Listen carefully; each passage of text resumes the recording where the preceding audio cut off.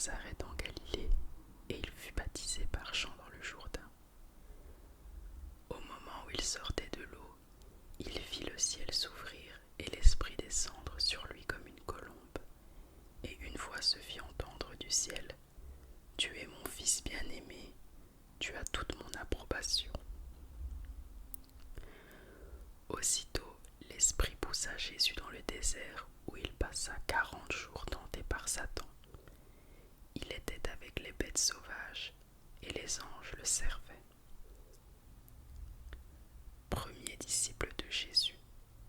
Après que Jean eut été arrêté, Jésus alla en Galilée. Il proclamait la bonne nouvelle du royaume de Dieu et disait : « Le moment est arrivé et le royaume de Dieu est proche. Changez d'attitude et croyez à la bonne nouvelle. » Comme il marchait le long du lac de Galilée, il vit Simon et André, frères de Simon, qui jetaient un filet dans le lac.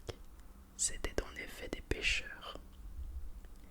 Jésus leur dit : « Suivez-moi, et je ferai de vous des pêcheurs d'hommes. » Aussitôt, ils laissèrent leur filet et le suivirent. Il alla un peu plus loin et vit Jacques, fils de Zébédée, et son frère Jean, qui étaient aussi dans une barque et réparaient les filets. Aussitôt, il les appela. Ils laissèrent leur père Zébédée dans la barque avec les ouvriers et le suivirent. Miracle à Capernaum. Ils se rendirent à Capernaum. Dès le jour du sabbat, Jésus entra dans la synagogue et se mit à enseigner. On était frappé par son enseignement, car il enseignait avec autorité et non pas comme les spécialistes de la loi. Il y avait dans leur synagogue un homme qui avait un esprit impur. Il s'écria : « Ah, que nous veux-tu, Jésus de Nazareth ? Es-tu venu pour nous perdre ? Je sais qui tu es, le Saint de Dieu. » Jésus le menaça en disant : « Tais-toi et sors de cet homme. » L'esprit impur sortit de cet homme en le secouant violemment et en poussant un grand cri. Tous furent si effrayés qu'ils se demandaient les uns aux autres : « Qu'est-ce que ceci ? Quel est ce nouvel enseignement ?» Il commande avec autorité même aux esprits impurs, et ils lui obéissent. Et sa réputation gagna aussitôt toute la région de la Galilée. En sortant de la synagogue, ils se rendirent avec Jacques et Jean à la maison de Simon et d'André. La belle-mère de Simon était couchée avec de la fièvre. Aussitôt on parla d'elle à Jésus. Il s'approcha, la fit lever en lui prenant la main, et à l'instant la fièvre la quitta. Puis elle se mit à les servir. Le soir, après le coucher du soleil, on lui amena tous les malades et les démoniaques. Toute la ville était rassemblée devant la porte. Il guérit beaucoup de personnes qui souffraient de diverses maladies. Il chassa aussi beaucoup de démons, et il ne leur permettait pas de parler parce qu'ils le connaissaient. Guérison en Galilée. Vers le matin, alors qu'il faisait encore très sombre, il se leva et sortit pour aller dans un endroit désert où il pria. Simon et ceux qui étaient avec lui se mirent à sa recherche. Quand ils l'eurent trouvé, ils lui dirent : « Tout le monde te cherche. » Il leur répondit : « Allons ailleurs dans les villages voisins, afin que j'y prêche aussi, car c'est pour cela que je suis sorti. » Et il prêchait dans leur synagogue par toute la Galilée et chassait les démons. Un lépreux vint à lui et se jetant à genoux, lui dit en suppliant : « Si tu le veux, tu peux me rendre pur. » Rempli de compassion, Jésus tendit la main, le toucha et dit : « Je le veux, sois pur. » Aussitôt la lèpre le quitta et il fut purifié. Jésus le renvoya sur le champ avec de sévères recommandations. Il lui dit : « Fais bien attention de ne rien dire à personne, mais va te montrer au prêtre et présente pour ta purification ce que Moïse a prescrit, afin que cela leur serve de témoignage. » Cependant, cet homme, une fois parti, se mit à proclamer partout la nouvelle et à la propager de sorte que Jésus ne pouvait plus entrer publiquement dans une ville. Il se tenait dehors dans les lieux déserts et l'on venait à lui de partout.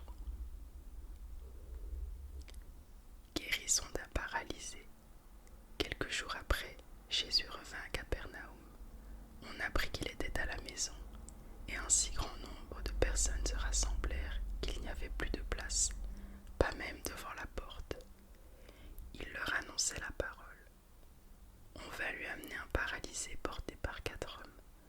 Comme ils ne pouvaient pas l'aborder à cause de la foule, ils découvrirent le toit au-dessus de l'endroit où il se tenait et descendirent par cette ouverture le brancard sur lequel le paralysé était couché. Voyant leur foi, Jésus dit au paralysé: « Mon enfant, tes péchés te sont pardonnés. » Il y avait là quelques spécialistes de la loi qui étaient assis et qui se disaient en eux-mêmes: « Pourquoi cet homme parle-t-il ainsi? Il blasphème. Qui peut pardonner les péchés si ce n'est Dieu seul ?» Jésus sut aussitôt dans son esprit qu'ils raisonnèrent ainsi en eux-mêmes, et il leur dit: « Pourquoi raisonnez-vous ainsi dans vos cœurs? Qu'est-ce qui est le plus facile à dire au paralysé: tes péchés sont pardonnés, ou lève-toi, prends ton brancard et marche? Afin que vous sachiez que le Fils de l'homme a sur la terre le pouvoir de pardonner les péchés, je te l'ordonne, dit-il au paralysé, lève-toi, prends ton brancard et retourne chez toi. Aussitôt il se leva, prit son brancard et sortit devant tout le monde, de sorte qu'ils étaient tous très étonnés et célébraient la gloire de Dieu en disant: nous n'avons jamais rien vu de pareil. Réaction face à Jésus. Jésus sortit de nouveau du côté du lac. Toute la foule venait à lui et il enseignait. En passant, il vit Lévi, fils d'Alphée, assis au bureau des taxes. Il lui dit: suis-moi. Lévi se leva et le suivit. Comme Jésus était à table dans la maison de Lévi, beaucoup de collecteurs d'impôts et de pêcheurs se mirent aussi à table avec lui et avec ses disciples, car ils étaient nombreux à le suivre. Le voyant manger avec les collecteurs d'impôts et les pêcheurs, les spécialistes de la loi et les pharisiens dirent à ses disciples: pourquoi mange-t-il avec les collecteurs d'impôts et les pêcheurs? Jésus, qui avait entendu leur dire: ce ne sont pas les bien portants qui ont besoin de médecins, mais les malades. Je ne suis pas venu appeler des justes, mais des pécheurs à changer d'attitude. Les disciples de Jean et les pharisiens jeûnaient.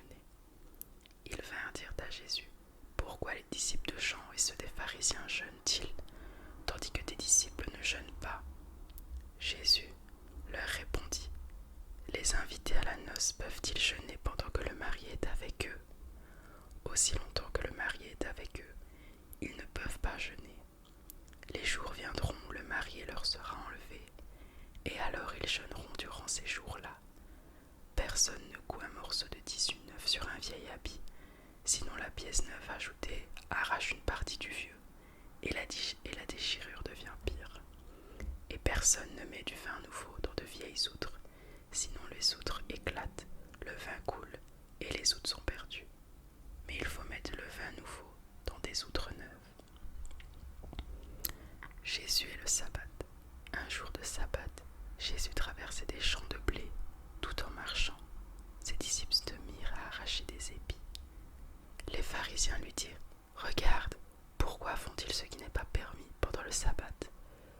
Jésus leur répondit: n'avez-vous jamais lu ce qu'a fait David lorsqu'il a été dans le besoin et qu'il a eu faim, lui et ses compagnons?